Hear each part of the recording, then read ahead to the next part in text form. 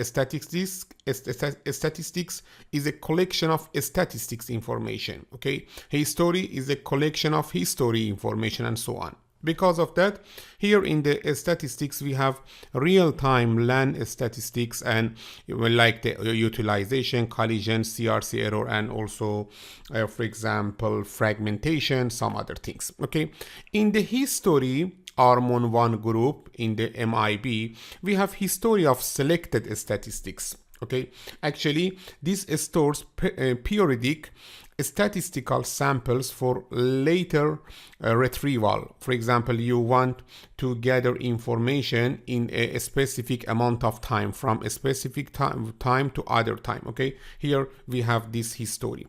About the alarm, definition for RMON SNMP trap to be sent when statistics exceed defined threshold. It is so easy to understand that in alarm we have some for example definitions that if we reach to a specific amount of statistics, you should send SNMP for example trap. Actually generate an alarm event if a statistical sample crosses a threshold. Okay, this is the statistics, this is the alarm group.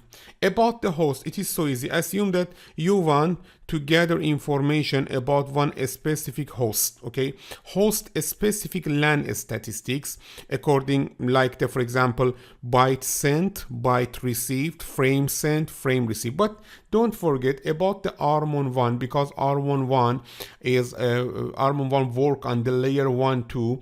The host can be identified, for example, by its MAC address, layer 2 address. Okay, the next is here about the host. Don't forget this is provides host specific statistics. About the host top N, list the most active host. Here we have the record of N most active connection over a given time period. Actually assume that you have many traffic in the network. You want to find the traffic sent which from which system, from which 5 top system. Okay, you can use the information that we have in this group.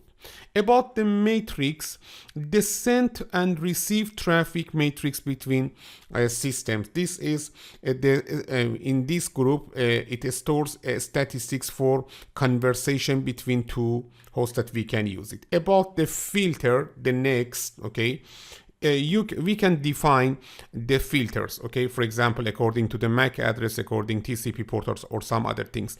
Defines packet data patterns of interest. Okay, according to MAC address or some other things, and allows packet to be filtered. About the capture, collect and forward packet matching the for example filter, and it means that allows packet to be captured for subsequent analysis. About the event, it should send alerts, SNMP traps for the alarm group, and actually this is working with the alarm group, and here generate event notification. And after that, about the token ring, extension specific to token ring. Today's we don't have token ring, and because of that we don't use this group. Don't forget, each group is optional, so vendors do not need to support all the groups in the MIB, but we have these MIBs in the RMON 1. Here, as you can see in the RMON 1, we have groups of statistics, history, alarms, host top N, traffic matrix, filter, packet capture, and also event and token ring. And other groups are related to the RMON.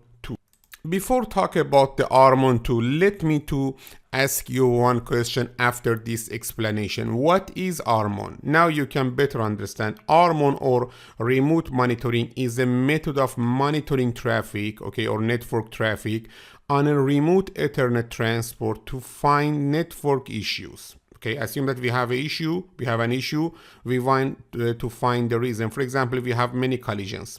What is the result? What is the reason of this collision? These issues can be dropped packets, network collision, and also even traffic congestion. Okay, this successful network management tool was originally developed by the IETF in the early 1990s. IETF is IETF is an open organization consisting of network designers, operators, vendors, and researchers that develops and promotes, for example, internet standards. RMON was developed specifically to address the weak point of a standard MIP that we use in the SNMP. Actually, we can say the RMON is an extension to the SNMP MIPs, which lacked the ability to provide statistics on data link and physical layer parameters.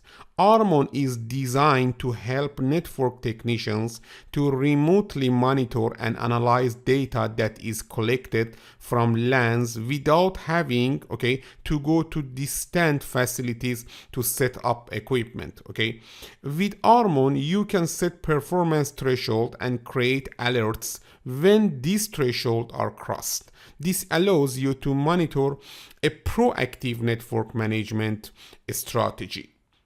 Alright, how does RMON work?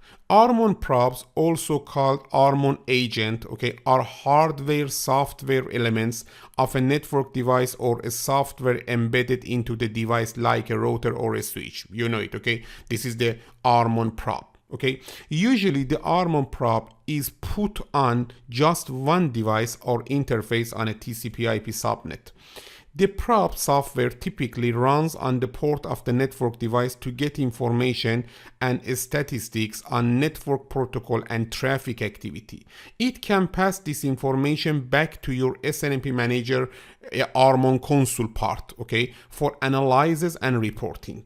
Alright, I explained RMON 1, let me to review it, and after that I will explain the RMON 2. About the RMON versions, you know that RMON has two different network monitoring specifications. They are RMON 1, RMON 2, and RMON 1 MIB provide network technicians with information about the health and performance of the network segment on which the RMON agent resides. This version gives you a view of the health of the whole segment rather than the device specific information that many non-RMON SNMP agents provide.